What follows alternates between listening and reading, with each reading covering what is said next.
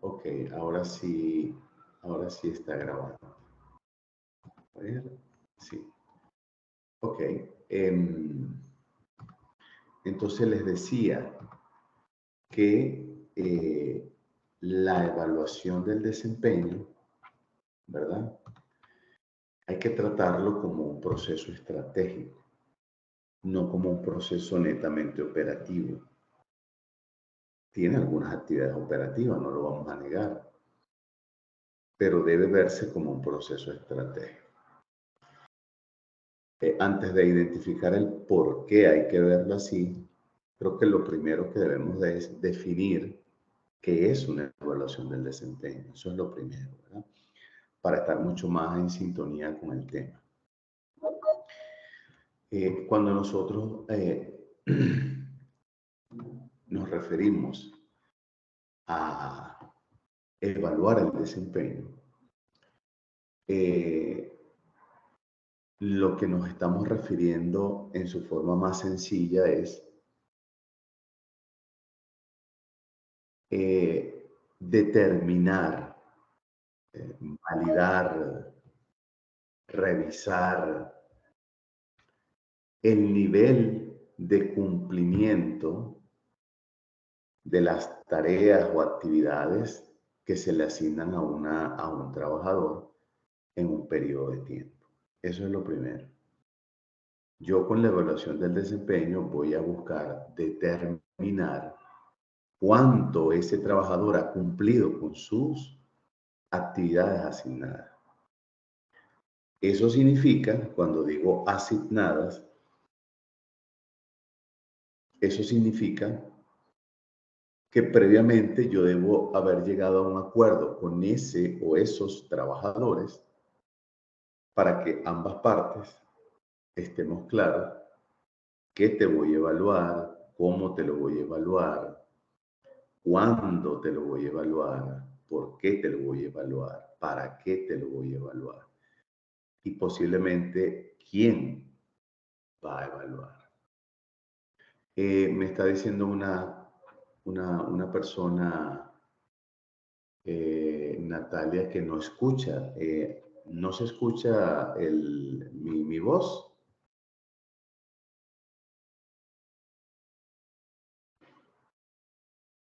Sí se escucha, licenciado.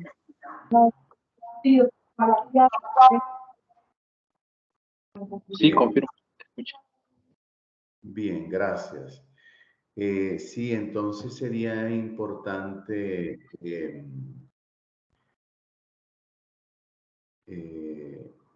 Natalia, que revises allí el audio. Tal vez si entras y vuelves a salir, posiblemente se pueda solventar. Pero me han comentado algunos compañeros que sí se escucha. Bueno, vamos a continuar mientras Natalia resuelve eso. Bien. Entonces, ya tenemos una idea un poco más clara que es una evaluación del desempeño. Pero no deja de ser un proceso. Eso es lo que lo hace estratégico, que es un proceso donde no solamente yo voy a determinar el nivel de cumplimiento de las tareas o las actividades que le hemos asignado a nuestro equipo de trabajo.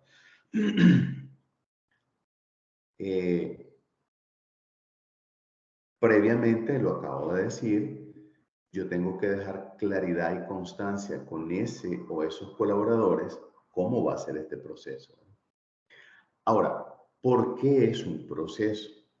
Bueno, es un proceso porque obedece primero a métodos y esos métodos los voy a utilizar, mejor dicho, la evaluación es un proceso que se basa en diversos métodos y para esos métodos pues yo voy a aplicar algunas técnicas, ¿verdad? Eso está bien. Ahora, ese proceso debe ser transversal. ¿Qué significa transversal? Significa que se debe llevar a cabo en toda la organización, salvo o a excepción de algunos trabajadores que por su condición, digamos, crítica, por decirlo así, no lo aplica a recursos humanos. Me explico. Recursos humanos no lleva a cabo la evaluación del desempeño. Esa es otra cosa que hay que recordar. No es recursos humanos el que aplica el método. Recursos humanos es el que lidera el proceso. ¿Cómo lidera el proceso? Lo primero que hace recursos humanos como especialista en el área es tener la autonomía para definir el método. Eso es lo primero, porque hay varios métodos. Segundo, recursos humanos le va a informar a la directiva cuál va a ser el periodo en el cual se va a llevar a cabo esta evaluación del desempeño en la organización. Tercero, recursos humanos va a proponer políticas. Entre paréntesis, ¿qué es una política? Es un instrumento o documento oficial que define la forma de actuación en un momento dado. ¿Qué tipo de políticas puede proponer, actualizar, eliminar, cambiar recursos humanos referidas a la evaluación de desempeño como un proceso? Por ejemplo, una política en donde quede constancia que hay que capacitar a los que van a hacer el trabajo de evaluar el desempeño. Llámese gerente, supervisor, coordinador, jefe de unidad, como se llame, gerente. Otra política puede ser cómo se van a manejar las solicitudes de ajuste salarial si fuese parte de la cultura de la organización cuando un trabajador viene con un récord muy positivo y consideramos que es meritorio de un ajuste salarial. Esa es otra política. Otra política va a proponer qué se va a hacer con aquellos trabajadores que no solamente en este periodo, sino en periodos anteriores, han estado muy deficientes en su rendimiento, es decir, que no logran alcanzar las metas. De desvincular a la persona de la empresa o de la organización. Va a asesorar al gerente de línea.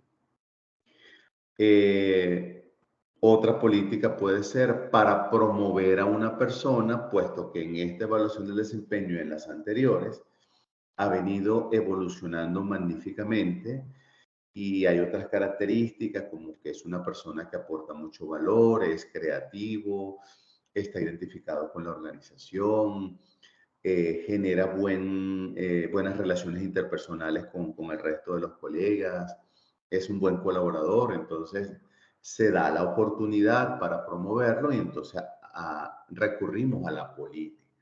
Una política es una guía. ¿Cómo se maneja tal cosa? ¿Cómo se maneja tal cosa? Ya lo vamos a ver en detalle. Entonces ya tenemos claro que recursos humanos no lleva a cabo la evaluación del desempeño, la prepara las políticas. Ahora, las políticas se llevan a cabo a través de procedimientos. Entonces, supongamos que una política sea aumento de salario. Y resulta que no sé, Carla, Ceci, Alejandro, Raquel y Sandra, en este periodo salieron excelentes. Y cada uno de los supervisores de ella dice, sí, estoy satisfecho con todo el trabajo que han venido haciendo. Y consideramos que son merecedores de un ajuste salarial. Entonces, ¿qué hace? Ese gerente de línea se comunica con el gerente de recursos humanos Y como ambos ya tienen el resultado de la evaluación del desempeño, resultado que se guarda en el macroproceso 6, auditoría de recursos humanos, que si lo recuerdan tiene la base de datos y el sistema de información administrativo. Entonces llega el gerente de estos compañeros y le dice a recursos humanos, quiero que me tramites un ajuste salarial. Esto cuando los ajustes salariales vienen por presupuesto general. No que cada departamento tenga su presupuesto, sino que es un presupuesto general. Entonces, lo primero que debe hacer recursos humanos es irse con el de finanzas. Y ese es uno de los errores que se comete. Que me voy a hablarle al jefe principal, al dueño, al director, al presidente. Y él me va a mandar a hablar con el de finanzas. Entonces yo voy con el de finanzas y le digo, tengo esta política, tengo estos 5 casos de 5 profesionales que vienen arrastrando un récord positivo, positivo, positivo. Tienen ya 3 años que no se le hace ajuste salarial y quiero que me digas la viabilidad de aplicar eso. ¿Por qué le preguntamos al de finanzas? Porque él es el que administra el presupuesto, por ejemplo. Y si yo autorizo un ajuste salarial, es decir, un aumento, eso es un pasivo laboral que aumenta. Entonces yo debo tener la garantía de que tengo de dónde voy a sacar yo para pagar durante un año todos esos pasivos laborales, y todos esos salarios, vacaciones, prestaciones sociales, aguinaldos, todo eso, ¿verdad? Entonces, ahí es donde yo empiezo a jugar con el de finanzas a negociar. De repente él me dice, ¿y cuánto estás estimando tú? Bueno, estamos estimando un 20%. Él, evidentemente, o ella, como persona profesional, conocedora y ética, te va a decir, al 20 no llegamos. Lo más que llegamos es al 14%. Pero ya 15 no tengo de dónde sacar el dinero. Con 14 tengo presupuesto, porque está presupuestado. Pero de ahí, de más del 14 no puedo. Porque no me estás pidiendo para 1, me estás pidiendo para 5. Y te pueden seguir llegando solicitudes de otros gerentes que han visto su evaluación y consideran aplicar lo mismo, entonces va a aumentar. Entonces yo te garantizo 14%. Entonces Recursos Humanos habla con el de línea para que sea él el que le oficialice a esos trabajadores el monto. Mientras no esté aprobado, lo puede desear el gerente de línea, lo puede desear el gerente de recursos humanos, pero si el de finanzas o el de tesorería o el presidente, alguien que tenga la última palabra, dice, no ha dicho que no le podemos crear falsas expectativas a los trabajadores. El otro elemento es que el gerente de línea tiene que saber vender ese aumento. O sea, no es solamente decirle, aquí está su aumento, 14%, gracias, ¿no? Sino saber tener un speech que le dé a entender a los trabajadores que quisimos dar más porque se lo merece, pero que la empresa responsablemente y por su estructura financiera ahorita solo puede 14%. Eso no significa que más adelante no se pueda dar más.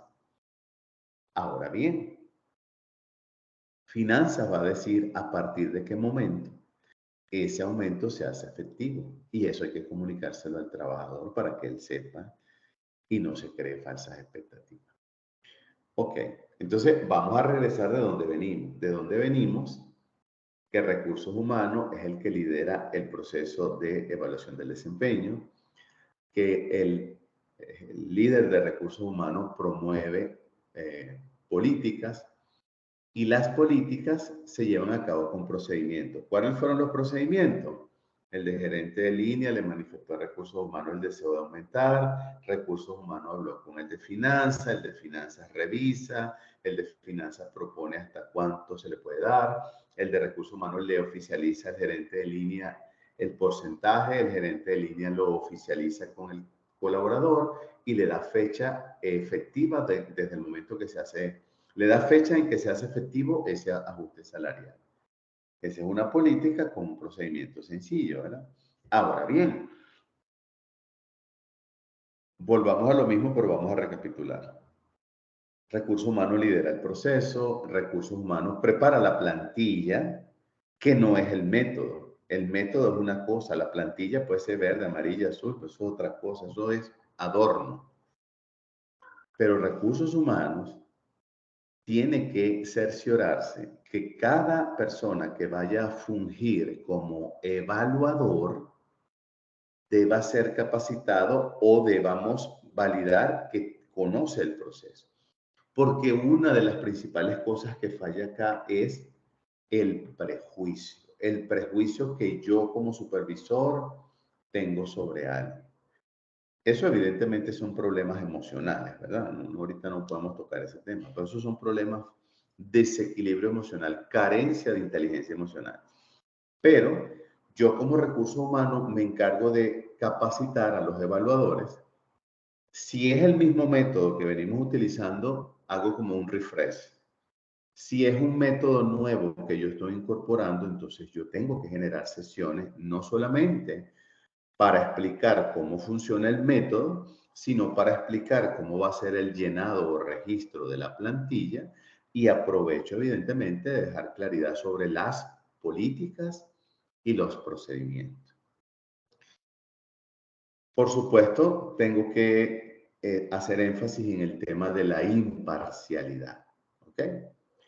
Pero igualmente a los trabajadores que van a ser objeto de esa evaluación, le vamos a dejar claridad de cómo es el método, qué contiene el método, qué se evalúa, cuáles son las políticas, cuáles son los procedimientos, para que haya la mayor transparencia, de tal manera que cuando se siente con su supervisor y éste le vaya a leer el resultado, no hayan sorpresas, porque una de las cosas que uno busca en un momento dado es sentarse con el colaborador, ¿verdad? Para pues, socializar el resultado, pero yo necesito que me firme en aceptación de esto. Si no me firma, por ahí viene el problema. ¿Pero por qué no me firma muchas veces? Porque no hay un acuerdo previo entre ambas partes para dejar claridad del proceso. Ahora bien, así como recursos humanos lidera el proceso, recursos humanos también va a definir dos periodos. Un periodo o fecha que determina recursos humanos se llama el periodo de evaluación. Supongamos, por ejemplo, que vamos a hacerla la del 2024. Entonces, el recurso humano dice, mire,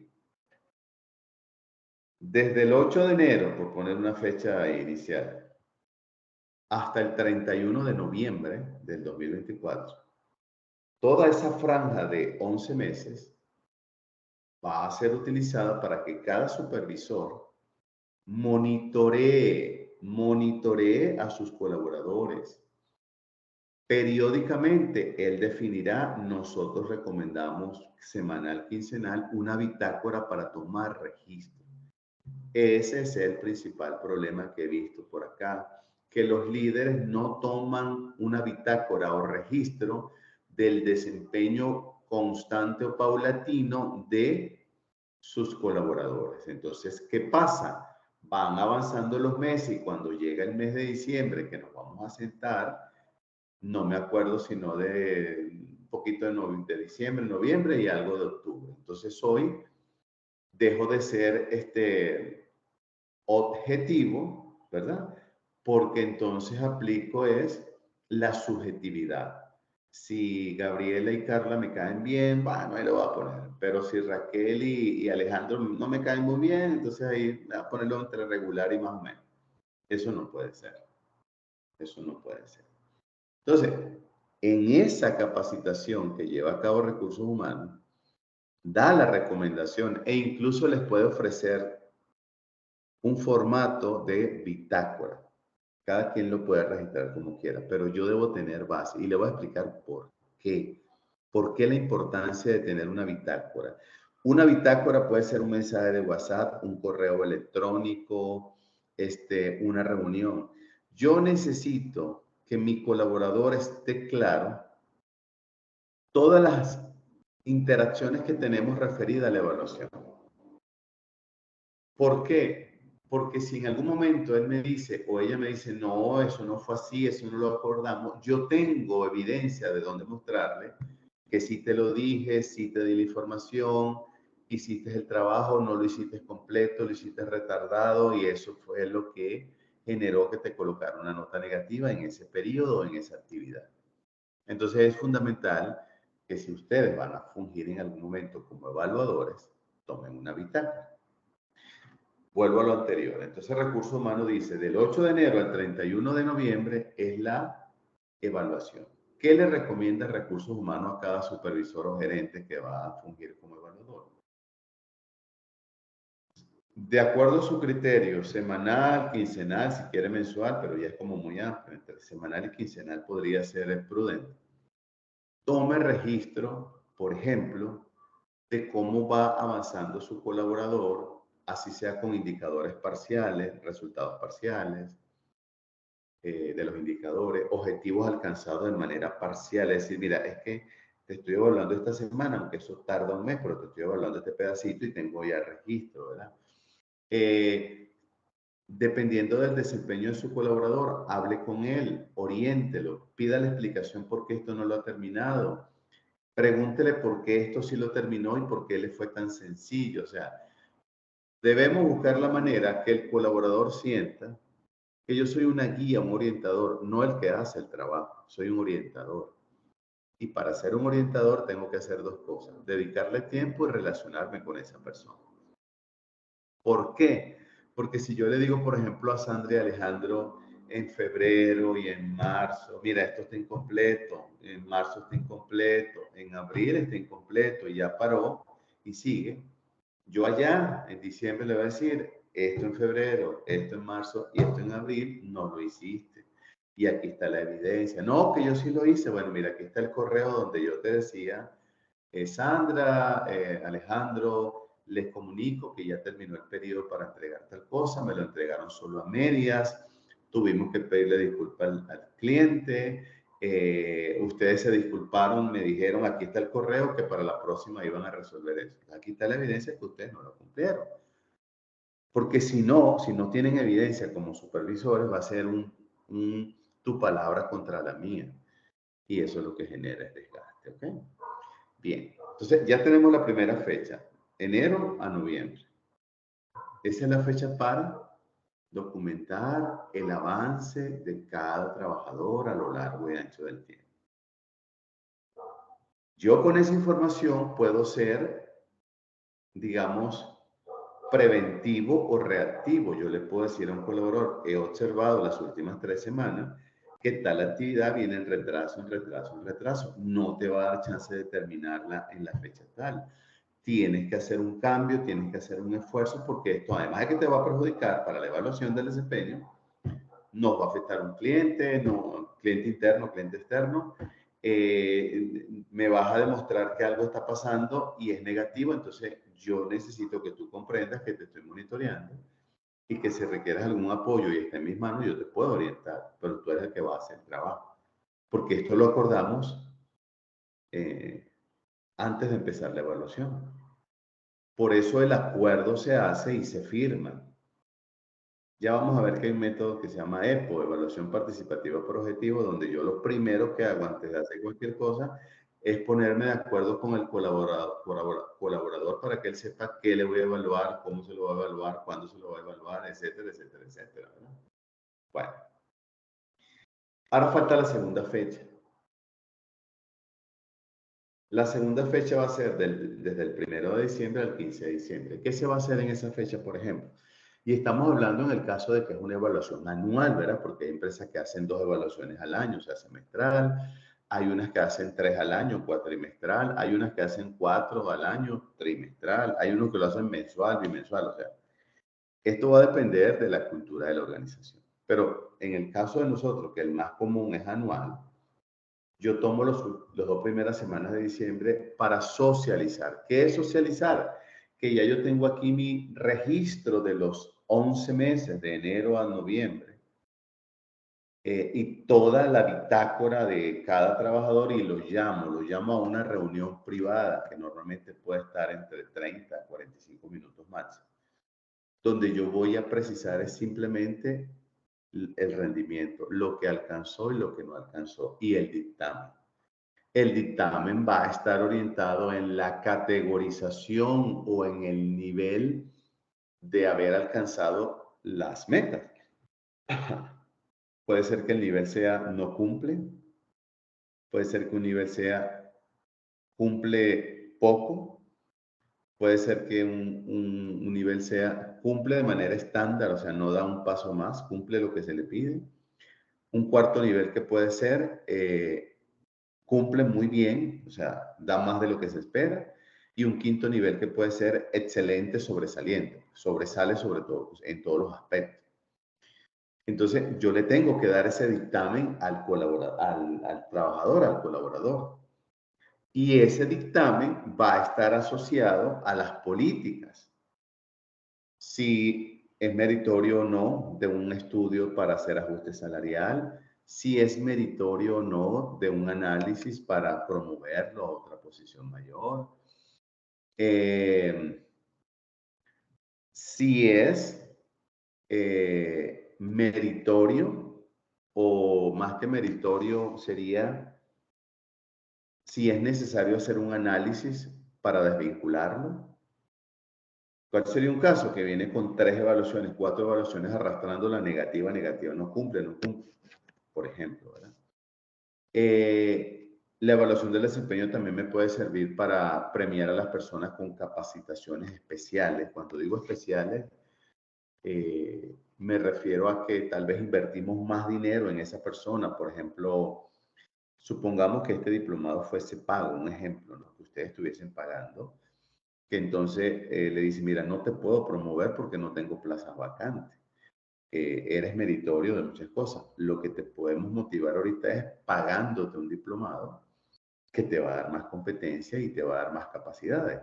Y eso va a abrir nuevas puertas, no solamente ahorita, sino más adelante, ¿verdad? Eso puede ser una opción.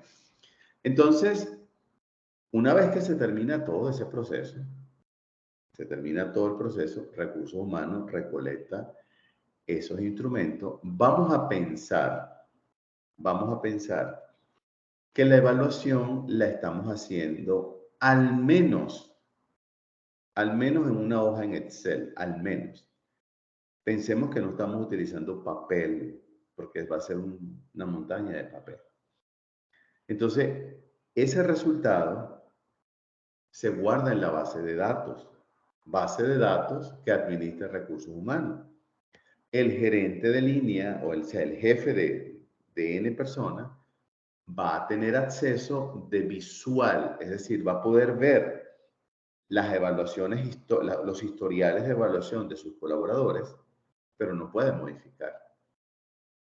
No puede modificar. De hecho, no debería tampoco modificar recursos humanos, porque se supone que fue un trabajo objetivo e imparcial, ¿verdad? Y ese historial sirve dentro de muchas cosas para hacer el DNC del módulo 3. O sea, cómo está el desempeño de esa persona o cómo ha sido el desempeño de esa persona en ciertos periodos, ¿verdad? Bueno, entonces, para finalizar el comentario, hay que tener bastante paciencia, sabiduría y mucho manejo emocional cuando vamos a leerle el resultado a una persona y no es favorable. Pero lo primero que ustedes tienen que hacer es, imagínense que ustedes aplican este método del 8 de diciembre al 31 de noviembre. Y el 3 de diciembre es que sientan ahí, por ejemplo, a Raquel. Raquel, le voy a leer la evaluación de desempeño. Y yo le digo a Raquel, usted salió mal aquí, aquí, aquí, aquí. Esto no cumplió, no cumplió, no cumplió. Y Raquel me dice, caramba, jefe, pero durante 11 meses usted ni siquiera me pudo alertar, me pudo decir qué está pasando, que esto no está completo, qué está pasando. O sea, yo estoy confiada de que yo salí bien y usted me viene que salí mal. Entonces, fíjense, esa controversia no cabe. Es dañina para la organización, para ambas partes, trabajador y supervisor. Entonces, mantenga contacto con su colaborador. Por lo menos una vez al mes, reúnase 10 minutos y dígale, mira, en este mes he estado viendo que esto va bien, va bien. Aquí vi una brecha, quiero saber cómo va tienes que corregirla, aquí estamos bien, pero si lo puedes mejorar, o sea, yo tengo que hablar con mi colaborador, porque si no, con razón me va a decir, pero usted no se mostró como un líder, usted no me modeló conductas, por ejemplo, comunicacionales, de empoderamiento, de líder, de gestor, de, de, de líder que busca alcanzar las metas. Usted se dedicó fue como a acribillarme el día de la evaluación, pero durante 11 meses no habló conmigo y es contraproducente pues hacer eso. Por eso es fundamental tener una bitácora. Yo puedo compartir mi bitácora con el colaborador. ¿Por qué? Porque ahí estoy viendo los logros parciales y las desviaciones parciales y le puedo colocar un comentario. Esto está bien, bien, bien, bien, bien. Estos dos aspectos hay que mejorarlo. Se está entregando muy perfectamente el informe, pero con retraso. Hay que entregarlo a la fecha. Estamos viendo que las recomendaciones que estás dando son válidas, pero están muy limitadas. Queremos que amplíes las recomendaciones. O sea, lo que fuera en ese momento, ¿verdad? Si es el caso, como siempre me preguntan, ¿y cómo hacemos con el tema de la hora de entrada? Porque se evalúa. Bueno, yo particularmente no me enfoco mucho en evaluar el horario. Yo me enfoco más en el resultado. Pero como hay que reconocer que hay instituciones que tienen política y le dan mucha importancia al tema del horario, entonces hable con su trabajador, por ejemplo, si está llegando tarde. Si está llegando tarde, dígale, mire, hay que cumplir un horario, pero a mí me interesa el producto o el servicio. Vamos a llegar a un acuerdo. Yo voy a hablar, no sé, con la directiva para decirle que tú eres un caso especial y no es que todos los días vas a llegar tarde o te vamos a dar un horario especial, sino aquellos días en los que tú llegues tarde, tú responsablemente y espontáneamente quédate hasta terminar lo que tenías que terminar hoy. Pues. Para mí sería fabuloso, sobre todo no tener que decirte y no te vas a quedar porque llegaste tarde. Porque normalmente la gente falta en algún momento, llega retardado en algún momento. Lo que muchas veces nos gusta es que se hace cotidiano, ¿verdad? Entonces no queremos que eso suceda, porque sí va a afectar a la larga. Porque lo que me está diciendo es, si tú eres capaz de hacer el trabajo en menos horas, o tienes menos carga estándar, o estás sobrevalorado aquí, es decir, mejor dicho, estás subevaluado, tienes muchas capacidades para el puesto, entonces tengo que moverte o darte más carga de trabajo. Pero el tema del horario hay que manejarlo con cierta flexibilidad. Es decir, a mi juicio, en mis recomendaciones, no castiguen a un trabajador solo por horario. Miren también cuán productivo es, cuán colaborador es. Posiblemente está pasando por una situación particular, pero es transitoria, no es definitiva. Y en algún momento eso va a desaparecer esa situación y todo va a volver a la normalidad. Entonces, es una recomendación. Ahora bien,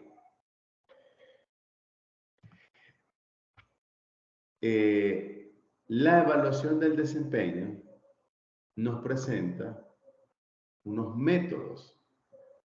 Hoy nos vamos a quedar con dos láminas, la anterior y esta, ¿verdad? Porque su proyecto va a ser hacer una evaluación del desempeño, o sea, preparar el proceso, las políticas, los procedimientos y definir.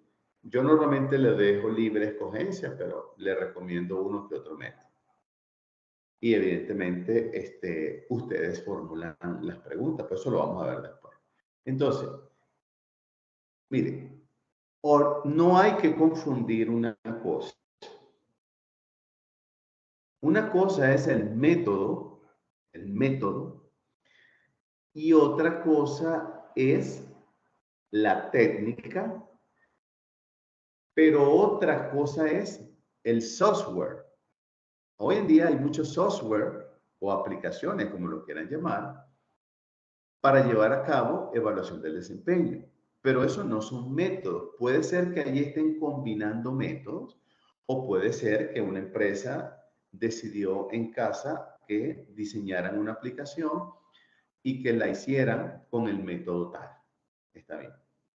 Pero es que mucha gente me pregunta, pero es que, por ejemplo, tal empresa aplica La encuesta, si yo le digo, ese es un software, el método es otra cosa.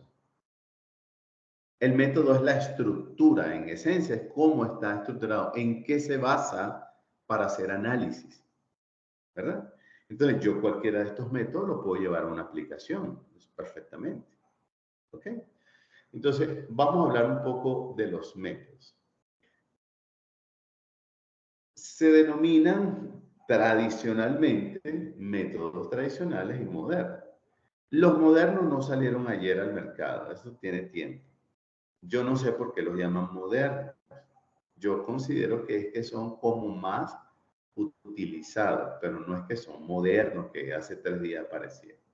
Bueno, en los tradicionales podemos encontrar métodos como, por ejemplo, escala gráfica. ¿Cuál es la característica, el enfoque de un método de escala gráfica? El más sencillo, es el más utilizado, pero la gente le pone el color y el sabor que quiere. Por ejemplo, la plantilla, que no es el método, la plantilla es el instrumento para llenar, para introducir los datos de cada trabajador sobre el desempeño, ¿verdad? Entonces, en la parte horizontal tiene la escala. La escala puede ser numérica, porcentual o cualitativa. Ejemplo, numérica. De 0 a 20, de 21 a 40, de 41 a 60, de 61 a 80 y de 81 en adelante, por ejemplo. Entonces, esa es numérica. Llevando esa misma a cualitativa, podría ser de 0 a 20, no cumple. De 21 a 40, cumple regularmente. O sea, cumple poco. De 41 a 60, cumple estándar. De 61 a 80, aporta mayor valor. Y de 81 en adelante, excelente. Que es lo mismo llevarlo en porcentaje. 20%, 40%, 60, 80 y 100. Esa es la característica, una característica principal de la escala gráfica. Y la escala gráfica, en la columna de la izquierda, hacia aquí está la escala, aquí van las variables que van a ser objeto de estudio con su o sus respectivas preguntas. Ejemplo, método cualitativo, no cumple, cumple medianamente, cumple valor agregado, excelente. Columna a la izquierda. Variable 1. Cumplimiento de trabajo. ¿Qué voy a evaluar? Cumplimiento. Esa es la variable. ¿Qué preguntas voy a formular para determinar si cumple o no cumple? ¿El trabajador entrega sus labores a tiempo? ¿El trabajador aplica calidad al trabajo asignado? ¿El colaborador propicia nuevas ideas sobre su trabajo? ¿O el colaborador propicia mejoras en su puesto de trabajo? Ahí tengo 4 preguntas sobre una sola variable, que era cumplimiento del trabajo. Y así voy con cada una. Como verán, es sencillita. No, es fácil. Nadie me dice que yo no pueda combinar métodos. Puedo combinarlos perfectamente y ya le voy a dar un ejemplo. Supongamos que ya hablamos de escala gráfica. Vámonos con el otro, incidentes críticos. Pero yo no estoy evaluando, por ejemplo, al contador, a la secretaria, al motorista, al señor de atención al cliente o a la señora, al programador. No, estoy evaluando, por ejemplo, a un médico, a un enfermero o enfermera, a un camillero. Estoy evaluando a un asistente de medicina, no sé, o estoy evaluando a un vulcanólogo o a un especialista en ciencia de la Tierra o a un especialista en tsunami, ¿verdad? Entonces yo puedo aplicar la escala gráfica para tareas bien administrativas, pero cuando digo, pero estoy evaluando a un vulcanólogo que está en el Ministerio del Ambiente y los Recursos Naturales. Yo digo, pero es que esta persona en cierto momento y en ciertos lugares realiza tareas críticas, como por ejemplo, muchas veces tiene que estar en la falda del volcán o incluso mucho más arriba con instrumentos sofisticados de medición que tiene que, por ejemplo, configurarlo porque están conectados vía remota, pero tiene que configurarlo, hacer adaptaciones, etcétera. Entonces allí está corriendo riesgo. ¿Cómo haría él? ¿Cómo actuaría él en caso de una emergencia?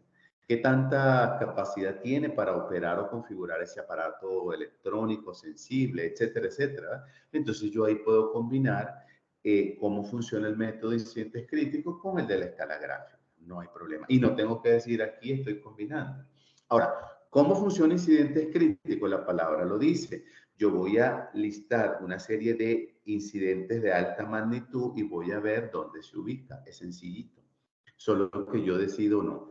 Para este trabajador, él está, por ejemplo, toma en cuenta minimizar riesgos antes de subir a la falda, antes de subir sobre la falda del volcán, utiliza los equipamientos correspondientes, verifica los instrumentos como comunicación, computadora, laptop que va a utilizar durante el ascenso al volcán. Entonces es un incidente crítico, ¿verdad? Porque a la hora de algo él llama por radio.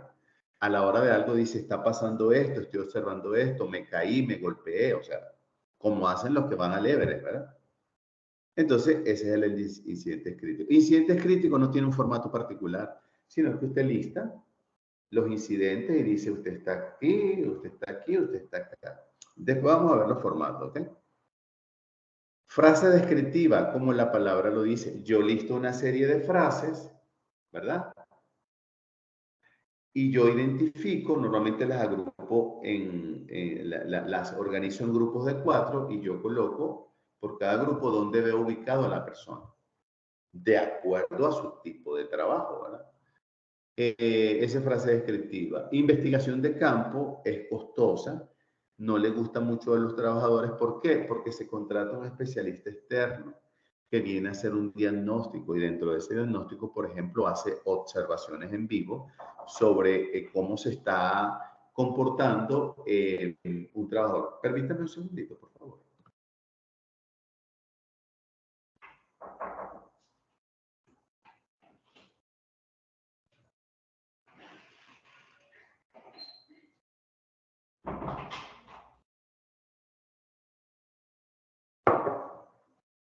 Ok, ya estoy por acá. Ya estoy por acá. Entonces, de investigación de campo, la gente no le gusta, por ejemplo, que venga un externo a evaluarme, a determinar mis capacidades de cumplir o no. Entonces, se utilizó, pero se usa poco, pero es una opción. ¿Por qué? Porque viene un especialista. Y lo que hace es, de manera objetiva, indicarle al gerente de línea lo que ha observado sobre el rendimiento de cada trabajador. Por supuesto que ese especialista debe ser a su vez conocedor del proceso donde está el trabajador que va a evaluar. O sea, no cualquiera lo hace. ¿Okay? Y elección forzosa se parece mucho a frase descriptiva, solo que agrupa por bloques de 4, donde hay 2 preguntas del extremo negativo y 2 preguntas, perdón, 2 frases del extremo negativo y 2 frases del extremo positivo. De tal manera que tú seleccionas la que está más a lo positivo y la que está más a lo negativo. Se usa poco también, pero no le resta a mi proceso. Yo puedo incorporar algo parcial, ¿verdad? Esas son las tradicionales. Las llamadas modernas, la más utilizada es la de 360 grados, pero se utiliza mal. ¿Por qué se utiliza mal? Porque la gente no quiere comprender que la característica principal de la evaluación 360 grados es que evalúa el líder, el gerente. ¿A quién evalúa? A un colaborador, ¿verdad? ¿Quiénes van a intervenir? Solo aquellos actores que tengan relación de trabajo con esta persona que voy a evaluar. Por ejemplo, los pares. Ah, bueno, tengo 10 pares, no voy a tomar los 10, puedo tomar una muestra de 2, 3. ¿Quién más tiene relación conmigo? Mis colaboradores. Supóngase que yo soy supervisor y me va a evaluar mi gerente. Yo tengo 15 personas a mi cargo, entonces seleccionamos una muestra de quienes que son parte de mi equipo van a opinar. Entonces tengo al gerente, los pares o los iguales, los colaboradores. ¿Quién más debo involucrar? Clientes internos. a los que yo le dé servicio, ¿verdad? Normalmente, como recursos humanos se encarga de planificar y entrenar a las personas, entonces se convierte como una especie de comité evaluador imparcial para orientar a los que van a formar parte de esta opinión que debe ser objetiva. ¿Por qué? Porque ustedes se imaginan que, por ejemplo,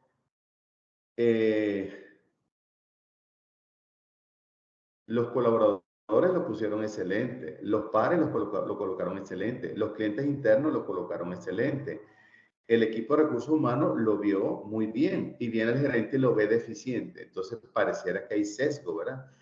Pareciera. Entonces recursos humanos es el encargado de intervenir para ver por qué todos opinan maravillas de este colaborador y usted como su jefe opina algo mal. Tenemos que evaluar eso y recursos humanos tiene autoridad en eso. Tiene autoridad. ¿Ok? Esa es la característica principal. Plantilla no tiene la que uno quiere. Por ejemplo, 90 grados es la tradicional. Jefe evalúa supervisor. Puedo utilizar la escala gráfica si quiero o la que yo quiera la plantilla.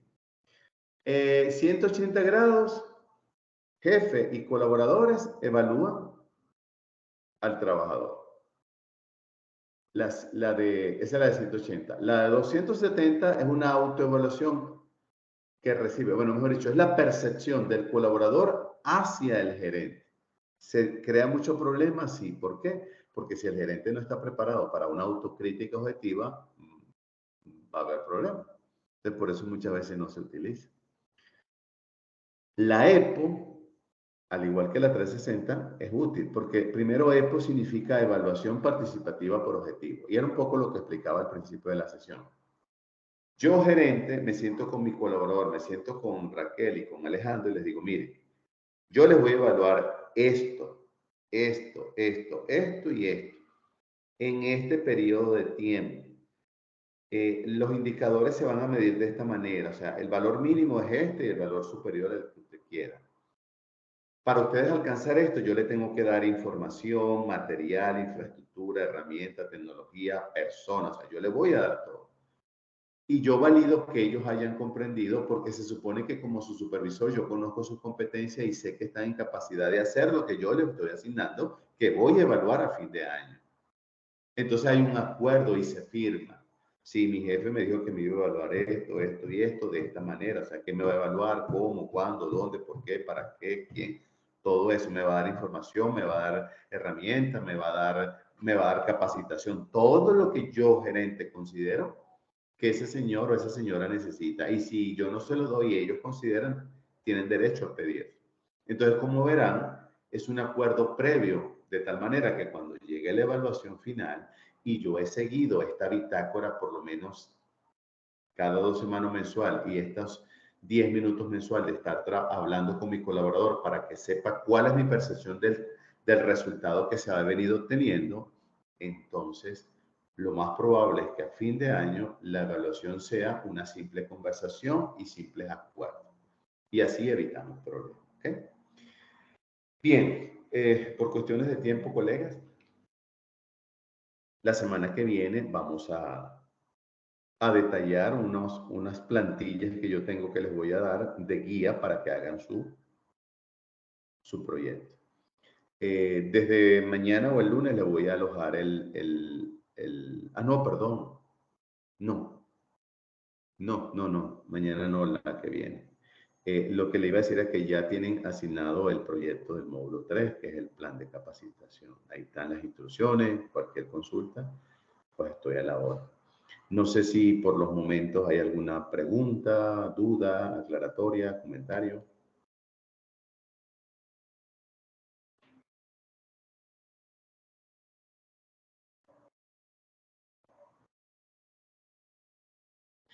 Bueno, colegas, si no hay pregunta, no hay duda, no hay comentario, les agradezco su tiempo.